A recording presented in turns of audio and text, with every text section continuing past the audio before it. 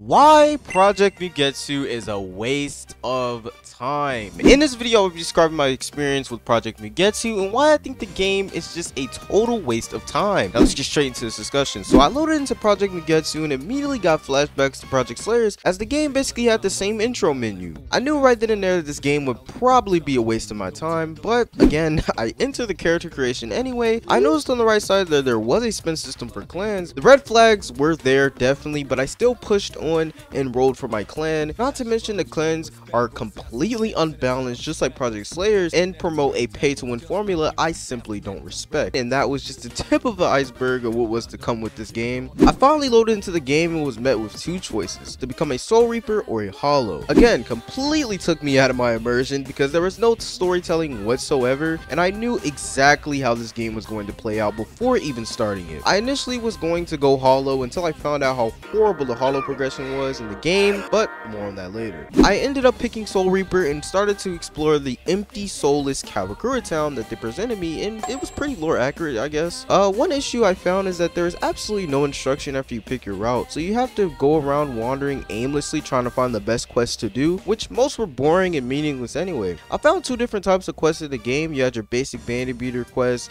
and then you had your run around and give out items.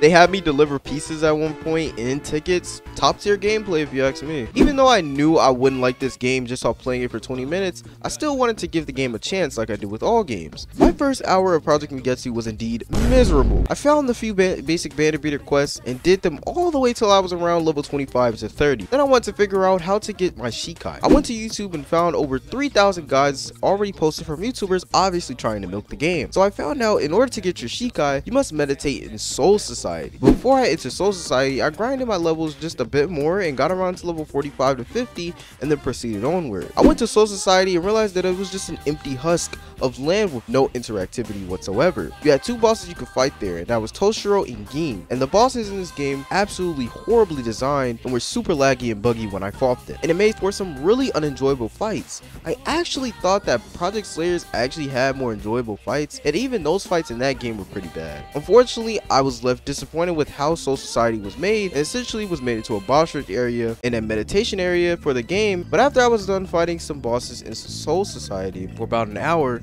I went on ahead and meditated. Meditation in this game was an abysmal experience. I ended up doing the meditation on my phone due to it being extremely easier and way faster than doing it on PC. Some people even saying that meditation took them about 2 to 3 hours before being able to fight their Shikai, which was the whole point of meditation. To be honest, the meditation mini game was just a bad decision from the devs, and it was just super boring and uninspired. I don't know why they added it to the game. They should have added something way more intuitive. Many people disliked the mini game, including me, and it was just a waste of time. I finally was able to fight my Shikai and beat him my first try, and I saw that I had Horyurin Maru, I think that's what it's called. I figured out that basically after you get your Shikai and all the moves in the game, you pretty much were done. I want to briefly talk about the skills of the game, which were obviously not well thought out. The skills unfortunately range from being absolutely broken and required to play, or absolutely a waste of money and pointless to buy, and you won't even know which ones are which until you buy them and play them and realize that they're either good or horrible. Then we have the progression being hidden behind a paywall, and many people actually bought the Game Pass, but of course I did, because I'm not supporting these devs. They have now added it to where you can temporarily see your progression with in-game money, but they just don't want to take out the actual Game Pass completely just because they're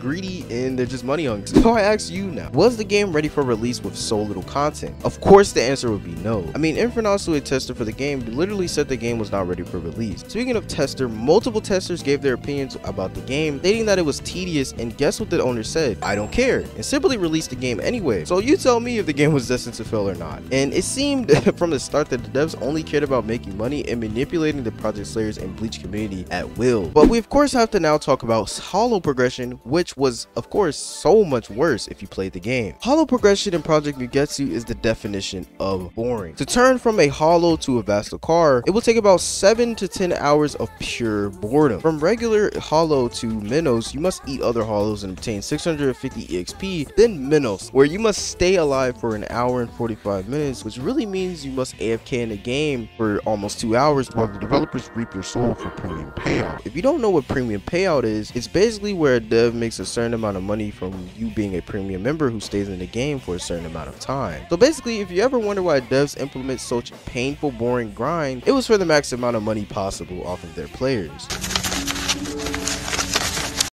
But back to explaining why the hollow progression is so boring. So once you finally become an Ajuka, after sitting around for almost 2 hours, and oh, I almost forgot, in private servers this 2 hours is almost around 4 hours, and then as Ajuka you must eat more hollows to get the max amount of XP you need to turn into a Vasto Lorde. And oh no, the maintenance guide still isn't done. From Vasto Lorde to Vasto Car, you must do, you guessed it, eat more hollows for another hour or so. So from there you could probably guess why people didn't choose to go hollow, because it was a boring, meaningless, and bloated premium payout grind, which made absolutely no sense being in the game. And just to put the cherry on top of this garbage pile, you have to also meditate as a Vasto Card to unlock your resurrection. The hollow progression is basically Soul Reaper, but more painful and for absolutely no reason. It's not even as if the grind is even difficult, it's just mind-numbingly boring without friends to either grind with or to carry you through the progression. This goes for both Soul Reaper and hollow, but more so for hollow. Over Agency described it best in this clip here. It's like falling into the pits of hell and being enslaved by demons in order to mine every single day of your life for the rest of your life in the hot pits of hell. The future of Project Mugetsu. The devs of the game have confirmed that update won't be coming out very soon. They have announced that Bankai, which should have been added in the game from the start, is finally getting added. Game raids, trading, Quincy's, Xbox support, and map remakes. This is a huge update for the game, and if the devs can keep up this quality of updates in a good amount of time, this game could be actually something worth playing in the future. Despite me giving this compliment, most of things being added to update 1 easily could have been added to the game on day 1, like Bankai's and Quincy's for example, because the game literally reuses assets from Project Slayers and had a 4-month delay on top of that, so there's absolutely no excuse. They have fixed a lot of bugs as well, which it seems like every game is coming out with a tons of bugs which should have been fixed before release. Again, just the testers simply either not doing their job or the devs not listening to the testers, one of the two. The game had a huge exploiter problem as well, since people of course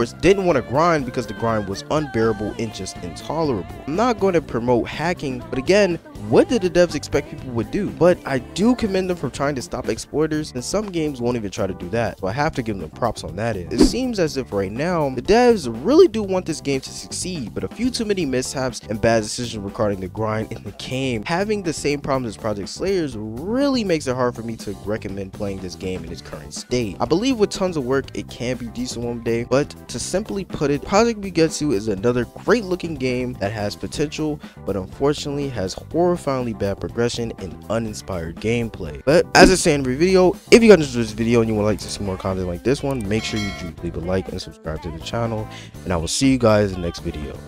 Peace.